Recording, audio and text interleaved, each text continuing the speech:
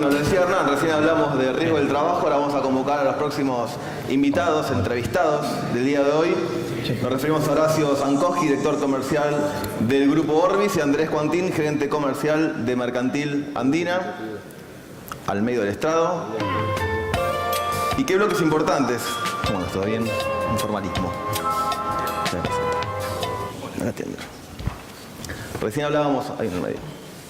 Recién hablábamos de riesgo del trabajo, ahora del ramo automotor. ¿Qué sería el seguro sin estas dos coberturas? Porque representan 2/3 partes de toda la producción del mercado, así que son dos bloques muy interesantes para todo el mercado, para el productor en particular. Y qué mejor que arrancar sabiendo la opinión de usted respecto a cómo ven el mercado hoy. Después nos metemos en temas puntuales porque hay muchos temas para debatir y para charlar. Pero en esta Argentina 2015, después de una serie de años con muchísimo crecimiento del parque automotor, ahora un poquito más ralentizado, y a un año y fracción de un golpe duro para el sector respecto a lo que fue la devaluación y un impuestazo fuerte que dividió las aguas en dos segmentos de vehículos, dos parques automotores, uno tocado por el impuesto de alta gama y otro no. Quería saber la opinión primero respecto de cómo ven el mercado hoy en este contexto. Horacio. Bueno. Gracias, buen día a todos. A ver, me gustaría dividirlo en dos. La visión en lo particular que yo tengo es que, por un lado, no es un mercado despreciable para nada. Es verdad, venimos de un crecimiento muy grande, de llegar a más de 900.000 autos de producción nacional. Si bien... ¿Está mal? Ahí está. Ahí está. Bueno, de vuelta. Hola. Buenos días a todos. Bueno, como decía, me gustaría dividirlo en dos partes. La realidad es que no es nada despreciable tener un mercado de unas 550.000 unidades de 0 kilómetro. Eso genera un movimiento, genera un flujo de producción importante. Es verdad que venimos de varios años de un crecimiento aún mayor, pero por el lado del 0 kilómetro es un mercado interesante, es un mercado importante. Desde el punto de vista de un mercado que creció tanto en los últimos años, ha generado también un montón de crecimiento en el mercado de usados, con lo cual ahí hay otra oportunidad que las compañías también están aprovechando muy bien y que cambia un poco la lógica de las coberturas. Desde el punto de vista del impuestazo o del impuesto a los automotores, creo que hay que trabajar en actualizarlo rápidamente. O sea, no voy a entrar en la discusión si está bien o está mal, son medidas. El tema es cómo las acomodamos más a la realidad, en el sentido de que se actualicen esos límites para que no terminemos determinando que un auto de lujo es un auto de uso habitual, común, de un segmento medio de mercado. Desde ese punto de vista, ahí sí, en esa franja de mercado fue un impacto importante. Sobre todo no nada más del lado de las compañías, sino también del lado de los asegurados. O sea, hubo crecimiento, casos de gente que tuvo un siniestro en el medio, que la suma le había quedado. O sea, realmente fue un momento de un cambio muy fuerte. Andrés. Sí, yo coincido en lo que decía con respecto al mercado. No es nada despreciable el volumen de ventas que hoy hay. Sí es cierto que venimos de un escenario de mucho mayor crecimiento en unidades. Esto nos ha obligado a las compañías, para poder seguir creciendo tanto en unidades y mantener un nivel de crecimiento adecuado, el asegurado está más exigente, ser más eficientes en el servicio, trabajar más en las coberturas. Y digamos, hoy hay que vender más. No es tanto como que nos venían a comprar antes por el volumen de ventas que había, sino que hay que vender más. Y realmente en ese desafío nosotros estamos creciendo en unidades, a pesar de estamos creciendo 11% en unidades, lo cual habla muy bien de la venta de los productores en los seguros de autos. Con respecto a los autos de hace un año, este impacto del impuesto fue muy grande, tuvo 2 meses realmente de mucha incertidumbre, porque se producían dos fenómenos. Por un lado, la gente se encontraba que había comprado un auto de un valor X y ese auto valía el doble o el triple, lo cual por un lado su cuota de seguro por la suma asegurada casi se duplicaba o triplicaba, y por otro lado tenía un bien a riesgo que era mucho más alto de lo que él había podido comprar, así que fue realmente complejo. Ahí creo que todo el mercado respondió muy bien, con ajustes de suma asegurada, con el ok siempre del asegurado, y el trabajo de los productores fue muy importante para que se fuera adecuando. En cuanto al contexto de hoy, obviamente esa gama de autos se ve mucho menor venta de lo que se venía en una venta muy importante de autos de lujo que hoy ha bajado, pero bueno, también coincido en que se tendría que ir actualizando porque están entrando cada vez más autos con este impuesto. Y en cuanto a siniestralidad, afecta obviamente los autos de lujo, es importante, ha bajado con respecto a la siniestralidad, está más orientado hoy en los autos de menor valor, pero bueno, el mercado ha respondido muy bien a esa necesidad.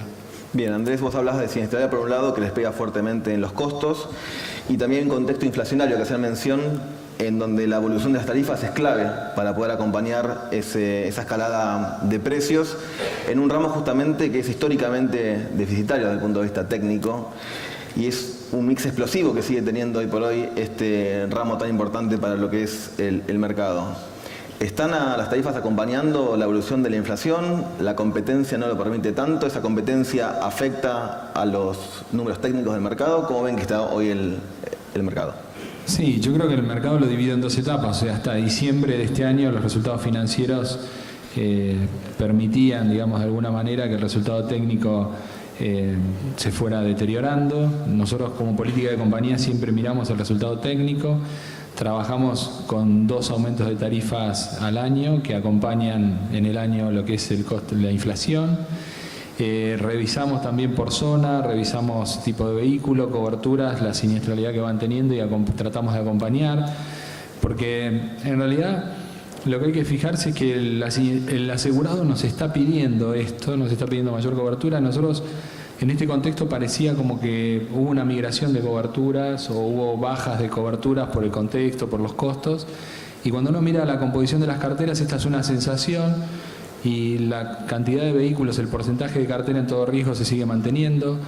Crecieron las coberturas de terceros completos por encima de la de terceros sin adicionales, es decir, el asegurado está buscando más cobertura consciente de la siniestralidad que hay hoy.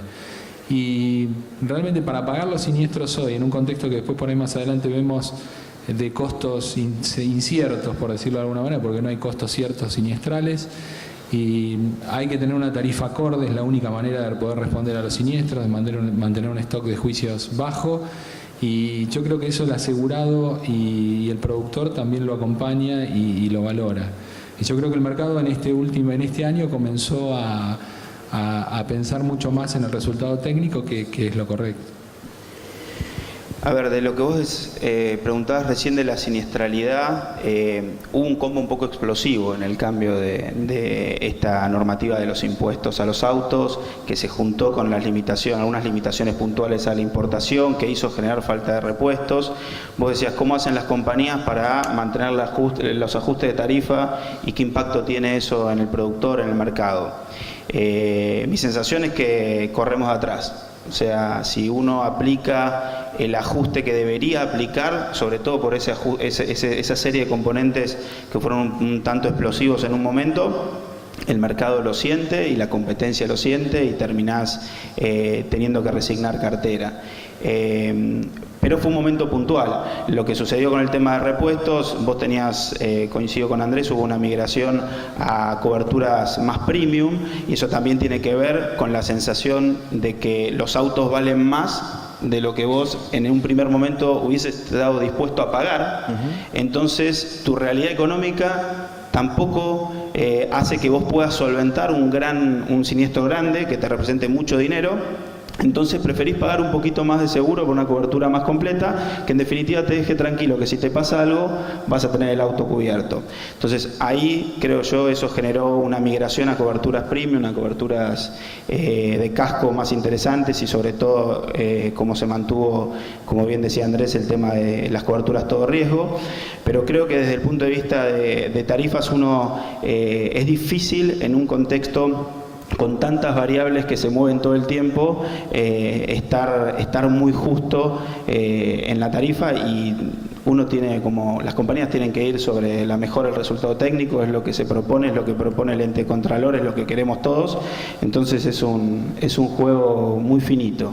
Ustedes ahí mencionaban, digamos, un esfuerzo que últimamente hacía el asegurado para tratar de pasar una cobertura un poquito mejor. Quizás las compañías también lograron tener una diferencia respecto al terceros completo, cobertura C, con el todo riesgo una brecha un poco más chica, que generaba un incentivo para migrar, digamos, a hacer un upgrade hacia la cobertura de todo riesgo. ¿Hubo un punto de inflexión o un cambio en el último año y medio a partir del enfriamiento económico respecto a las personas que vieron, sobre todo a partir del aumento de las tarifas, producto de los temas que estamos hablando de devaluación, de impuestazo, etcétera, que volvieron para atrás y dijeron ya no puedo un todo riesgo, vuelve una cobertura un poco más simple? No, en realidad el mercado empezamos a trabajar todo fuertemente con el todo riesgo antes que apareciera la restricción de importación y el cepo cambiario. Particularmente la cobertura todo riesgo para mí es una cobertura, yo la defiendo mucho porque es la oportunidad de las compañías de atender a nuestro propio asegurado y que mejor poder hacerlo, así que es una compañía que a mí yo la quiero mucho como para venderla porque muestra en realidad la respuesta de la compañía al propio asegurado. Después del cepo y la restricción de importaciones, obviamente los resultados de la cobertura empezaron a realmente pasar por momentos complicados. Por lo que todos sabemos, no se conseguían repuestos, los repuestos que se consiguen a un precio que no es precio de mercado, es decir, uno pedía un precio, eso distorsionó todos los cálculos técnicos, porque el precio oficial de un repuesto, de un concesionario, de una terminal, no se conseguía en el mercado, y uno cuando tiene un asegurado con un vehículo dañado, si el repuesto lo termina consiguiendo en un lugar del país determinado y hay que pagarlo el doble, se termina pagando el doble y esto distorsiona cualquier cálculo técnico. La compañía nos vimos también, la cobertura de todo riesgo también empezó a hacerse más masiva. Antes un todo riesgo era para vehículos de alta gama, lo empezaron a consumir asegurados con vehículos de valores de consumo masivo y esto también llevó a que la franquicia sea un factor importante para ese tipo de asegurados más que para los autos de alta gama. También en esto nos vimos con los cálculos técnicos distorsionados porque un vehículo masivo de 3-4 años, el costo de reparación es muy similar a un vehículo nuevo, al mismo vehículo nuevo, y las tasas, digamos, son las mismas, pero el valor asegurado quizás es la mitad o el 60%, y ahí nos vimos en la obligación de empezar a corregir tarifas y empezar a corregir franquicias. Claramente hay dos públicos, el público de asegurados de vehículos de alta gama se fija un poco menos en la franquicia, el vehículo de consumo más masivo se fija mucho en la franquicia. De todas maneras, con todas las medidas que ha tomado el mercado, se esperaba una baja en la participación de la cobertura a todo riesgo, pero voy a tu pregunta, Leonardo, lo decía anteriormente, en nuestro caso se mantiene la cobertura a todo riesgo en el mismo porcentaje de cartera, es decir que el asegurado ha priorizado mantener su cobertura y creo que la problemática de la siniestralidad y de los valores de repuestos lo conoce. Siniestralmente en lo que es casco, lo que ha subido mucho en frecuencia, que miramos siempre, es daños parciales y robos parciales. Son dos ítems que en frecuencia han aumentado un 9-10%, cuando el resto, robo total, destrucciones totales, ha bajado un poco este último año y la siniestralidad de RC también ha bajado 1 o 2 puntos este año. Es decir que esto lo ve el asegurado y el asegurado quiere cubrirse de esos riesgos. Bien, antes les recuerdo que hay 3 asistentes de sala, una en el pasillo central, a los laterales. Cualquier pregunta que tengan se la pueden acercar a ellas porque en el primer bloque recibimos muchas preguntas, pero al final del panel, así que no tuvimos tiempo de trasladarla a los entrevistados. Hay un tema que mencionaron en cada una de las respuestas que nos hicieron que tiene que ver con los repuestos, los faltantes de repuestos y factores exógenos o que no dependen de las compañías de seguro y del mercado, pero son la imagen del mercado, en definitiva. Tema de faltante de repuestos, tema, por ejemplo, del auxilio mecánico, que es un tema bastante delicado y que también el productor termina estando en el medio como la imagen de la compañía y la imagen quizás del auxilio mecánico, que es un servicio contratado. Hace años trabajamos el tema y no vemos un cambio. ¿Ustedes qué piensan al respecto y cómo trabajan para por lo menos morigerar, aliviar el impacto que tiene esto en el usuario final, en el asegurado?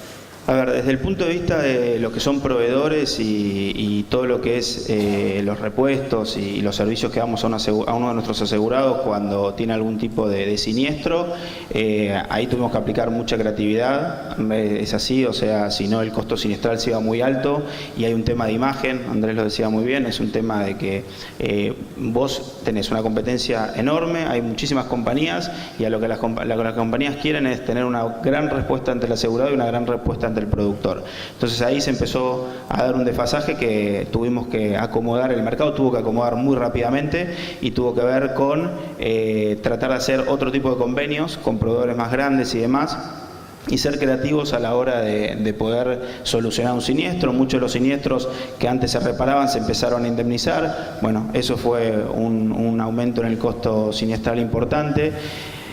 Yo siempre lo digo, hay mucho vivo y es parte de, creo yo, de algunos de los problemas que tenemos como sociedad. O sea, en un ámbito con un nivel de inflación un poco más elevado, empiezan a aparecer este tipo de cosas, o sea, empezás a comparar. En lo particular trabajamos muy finamente sobre los proveedores, sobre comparativos, sobre benchmark, para poder lograr un precio equilibrado y que nos dé un servicio rápido al asegurado.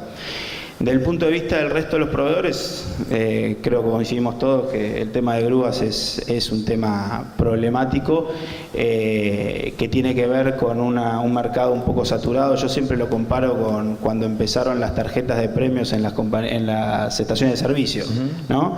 Que primero te daban puntos, cargabas 1 litro de nafta y te regalaban más o menos un LED. Ahora, para que te lleves una sartén, tenés que ser viajante de comercio y hacerle 100.000 kilómetros al auto por año. Entonces, el mercado de grúas está en una situación donde empezó como un servicio diferencial hace muchos años de algunas compañías, terminó siendo algo que el asegurado lo da como un hecho, y realmente hay un tema que tiene que ver con acuerdos sindicales en los costos del proveedor, de los que dan el servicio de remolque y demás, que es un tema crítico. Creo que hay que atacarlo en forma conjunta desde las cámaras del mercado, porque creo que nos pega a todos y en definitiva tampoco hay que lavarse las manos. O sea, somos la compañía en la que contrata y presta el servicio, y en lo particular de nuestro lado lo que hacemos es trabajar muy cerca del proveedor para tratar de brindar el servicio que queremos que nuestros asegurados tengan. Andrés, ¿cómo es el tema vos? Sí, el tema de auxilio mecánico es un tema complejo desde hace años. Yo creo que las compañías, cuando ofrecemos un servicio gratuito y que no somos responsables de ese servicio, es un tema complejo que nos metimos a nivel mercado hace mucho tiempo. También en esto se recibe cuando uno trabaja con el proveedor. Yo creo que hay mucho tema de falta de información a veces también. Nosotros estamos trabajando mucho con nuestro proveedor para que eso cambie. Cuando hay una queja, digamos, o hay un siniestro mal atendido, no un siniestro, sino un auxilio mal hecho o que demoró, causa realmente un gran impacto tanto al productor y en la compañía. Y cuando vamos estadísticamente, hay muchos servicios hechos que tuvieron resultados satisfactorios. Es decir, que por un lado es un servicio que el asegurado lo sigue solicitando. Y en esto estamos trabajando para que cada vez realmente haya menos quejas, pero realmente cuando uno ve estadísticamente es el 90% o encima del 95% de la gente está satisfecha con el servicio. Hay un 5% que causa mucho impacto, quizás sea un 10%, y así que es un tema complejo que nosotros trabajamos a diario con nuestro proveedor. Somos muy exigentes con el proveedor para que esto se minimice en la mayor cantidad posible. Y hay un tema de fechas también. O sea, hay una estructura que no está dispuesta. Cuando uno habla a veces con un proveedor, se da cuenta que hoy, para llegar en un día complejo de tránsito desde la ruta 2 de un lugar a otro, demora el doble de lo que demoraba hace 3 años por la cantidad de vehículos y el tráfico que hay. Y 1 hora y media más, 2 horas más para alguien que está parado en la ruta es muchísimo tiempo que no debería existir. Y también la mayoría de los problemas se producen por ahí muy en el interior del país o en fechas pico, y en las fechas pico por ahí no da la estructura para atender la cantidad de servicios de todo el mercado. Así que yo creo que hoy el asegurado lo sigue valorando. Indudablemente tenemos que seguir mejorando junto a los proveedores en esto para que las quejas sean cada vez menores. Hay un tema, bueno, naturalmente que para bajar la siniestralidad hay que hilar muchas veces muy fino, y hay un tema que se menciona al principio de esta jornada que tiene que ver con las políticas antifraude que están trabajando desde la superintendencia y llevadas a todas las compañías. Acá hay una pregunta puntual que está vinculado directa e indirectamente con el tema, porque muchas veces o se aprovecha un siniestro para hacer una reparación mayor del vehículo que la corresponde propiamente por el accidente, o también muchas veces se toma el fraude como una viveza criolla cuando en realidad es un delito y es un tema que afecta mucho al mercado. Acá preguntan por qué muchas veces los costos de reparación particulares son un 40% más baratos que los costos que se les pasa a las compañías, y cómo trabajan las compañías para poder evitar ese tipo de problemas. Bueno, era un poco lo que yo te comentaba, de que hay una creencia popular de que muchas compañías, y lo tienen muchos proveedores, son como una especie de agujero negro, que vos mandás un costo y te van a decir que sí.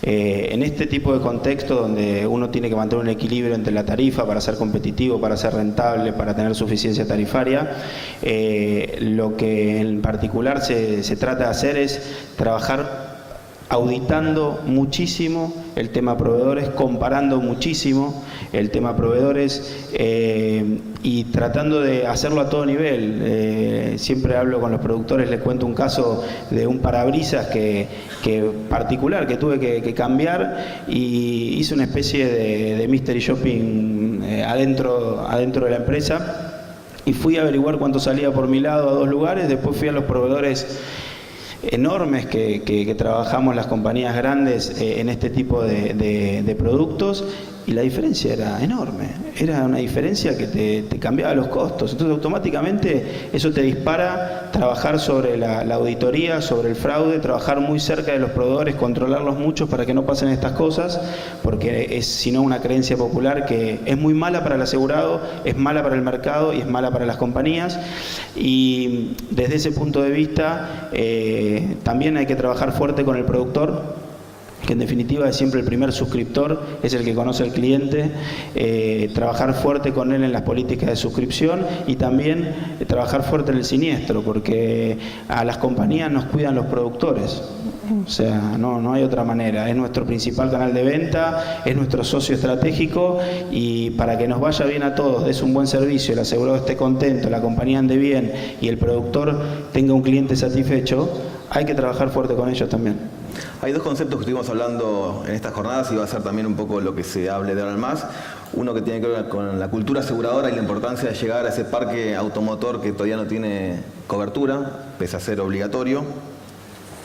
Y también hablamos de oportunidades de negocios para los productores, que también va en línea con esa cultura aseguradora de llegar, digamos, a riesgos distintos a los tradicionales, como son obviamente el automotor, entre otros. En el caso de ustedes, representan 2 compañías que tienen como ramo principal el automotores, pero que son multiproducto. En el caso de Mercantil, puntualmente Orbi está trabajando en una fuerte diversificación también de riesgos para sus productores, más allá de la compañía puntualmente. ¿Cómo trabajar para el productor desde una compañía en la diversificación de su cartera, y que se apalanquen con lo que es el ramo automotor y el cliente que tienen a través de su vehículo, para trabajar en otros riesgos, que es justamente lo que hablamos de la importancia de desarrollar otras coberturas? Bueno, en realidad nosotros trabajamos siempre con los productores tratando de vender en las demás ramas. En esto el productor es el que va eligiendo, digamos, de qué manera hacerlo y hacer un cross-selling de su cartera, por decirlo de alguna manera, y tratando de buscar de venderle más cobertura a sus asegurados. En eso se está evolucionando. Nosotros estamos creciendo hoy más en ramas varias que en autos, lo cual habla de todo un trabajo de campo bastante importante. El productor, yo noto un cambio importante también en el productor, que antes por ahí a riesgos que le podía vender a asegurados individuales o de pequeño valor no le daba importancia, le está dando más importancia. Y en esto tenemos que trabajar mucho desde las compañías en capacitación, en que conozcan los nuevos productos, en promocionar los nuevos productos, y ayudarlos a los productores a que puedan, digamos, ofrecerle a sus clientes productos fáciles. Yo creo que fáciles de interpretar y fáciles de vender. Yo creo que ese es el gran deber que tenemos que lograr, que sean productos fáciles de interpretar para el asegurado y fáciles de vender para el productor. Así que es un camino que, si miramos los números, lo que pasa es que automotores con las sumas aseguradas y con la inflación crece a una participación de cartera más importante que el resto de las ramas. Pero nosotros haber logrado y que el resto de las ramas estemos creciendo más que en automotores ya es un logro bastante importante, pero es un proceso que lleva mucho tiempo. Coincido con lo que dice Andrés plenamente, y en realidad lo que estamos trabajando nosotros y en lo que creemos es en servicio, servicio, servicio. O sea, servicio al productor, servicio al asegurado. Los productos se innovan, se copian, se mejoran, cambian. Coincido, tienen que ser fáciles, tienen que estar rápido al alcance del productor y del asegurado, del prospecto, del cliente, pero creo que la base es dar servicio, servicio y servicio. Responderle al asegurado, responderle al productor, estar cerca del asegurado, cerca del productor, y es la variable de elección, creo, más importante con una competencia tan amplia como la que hay en el mercado argentino. Y esa diversificación que estamos buscando, digamos, ¿la compañía debe inducir al productor a vender ciertos riesgos? ¿O ustedes en general lo que hacen es ampliar el abanico y cada productor elige dónde llegar? No, yo creo que es un mix. Creo que hay productores que tienen nichos de negocios determinados, a los cuales hay que acompañarlos con creación de productos determinados y acompañarlos en la venta. Y también tenemos el deber las compañías de crear productos que nosotros vemos que pueden ser, que tienen un lugar en el mercado, y tratar de trabajarlo con el productor para la venta. Yo creo que es un mix de ambas cosas, es sinergias entre las oportunidades que por ahí vemos desde las compañías y los productores tienen con su cartera o con su grupo de asegurados. Bien, la última cortita, así damos paso al último bloque de esta mañana. Recién hablamos del desafío que hay del mercado de llegar también a ese 40%, no es cifra oficial, pero ese porcentaje de talento del mercado que no tiene coberturas. Muchos productores hoy tienen un trabajo más de fidelizar y no perder clientes en manos de otras compañías, pero cuesta llegar, digamos, a esa parte de la torta que está un poco oculta y nadie puede llegar. Desde la compañía puntualmente, ¿se puede trabajar para llegar a ese 40% restante? ¿Qué se debe hacer en el marco de un mercado que todavía falta cultura? Sí, se puede, es una de las patas. O sea, estuvimos hablando, hubo varios comentarios y charlas sobre el tema de la concientización del seguro, el trabajo que hace la superintendencia como entre Contralor, el trabajo del control de Estado, pero desde las compañías creo que el tema de ampliar las redes comerciales para estar en más lugares, no solo en los lugares donde se acostumbra a estar porque se conoce como una buena plaza o una plaza que tiene un buen potencial, sino tratar de llegar a lugares donde se puede generar la necesidad, llegar a productores que tienen necesidades sin satisfacer y clientes sin esas necesidades, y sobre todo juntarnos muchos en la difusión del seguro desde todos los grupos, las cámaras, o sea, hacer un trabajo mancomunado que es mucho más fácil de llegar que hacer el 1 a 1. Pero básicamente creo que son algunas de las cuestiones que son desafíos de las compañías, más allá de los desafíos que tiene el ente contralor, el Estado, para controlar que no haya autos sin seguro, porque es obligatorio tenerlo, pero creo que tiene que ver mucho con eso. Y de hecho, creo que en ese sentido, y por un poquito de conocimiento que tengo, hay muchas cosas para imitar en el mercado brasilero, que no es un seguro que tenga, no es como nosotros, no es obligatorio, y que en el último tiempo ha hecho un trabajo muy fuerte de difusión, de concientización aseguradora para poder llegar, a pesar de que el seguro no es obligatorio. O sea, nosotros tenemos la suerte, para todos los que andamos en la calle, para la gente, para el seguro como un bien social, que sea obligatorio en el tema del auto, pero creo que tenemos que juntarnos más para difundirlo, con campañas diferentes, novedosas. El público es otro, la gente cambia. Hoy el tema de todo lo que es la comunicación de redes sociales y demás hace que empieces a repensar la estrategia de comunicación. Bien. Sí, yo creo que en esto siempre pasa en momentos económicos buenos, baja el parque no asegurado y después sube el parque no asegurado cuando las condiciones económicas cambian. Yo creo que Superintendencia ha empezado un trabajo muy bueno con la promoción del seguro y con insertar el seguro en la sociedad. La conciencia aseguradora es una de las patas más importantes, y creo que la segunda parte es un tema de control básicamente de tránsito. Estamos en un país que el seguro es obligatorio y estamos hablando de un 40% de vehículos que circulan sin el seguro. Indudablemente ahí tenemos un tema que es básicamente de control. Y tenemos por otro lado un trabajo muy bueno basado en superintendencia, en la conciencia aseguradora. Creo que las compañías cada vez también estamos trabajando en eso, así que este es un trabajo de años y hace años que venimos con este mismo tema. Yo creo que esta vez se ha encarado de manera diferente y va a ser gradual. Espero que estos porcentajes mejoren y creo que van a ir mejorando gradualmente. Bien, bueno, me quedan varias preguntas en el tintero, pero bueno, ahora viene también un bloque muy interesante porque seguimos hablando de oportunidades y la reforma y el nuevo Código Civil y Comercial trae consigo también oportunidades de negocio para los productores, así que bueno, lo despido, le agradezco y damos paso al próximo bloque. Muchas gracias.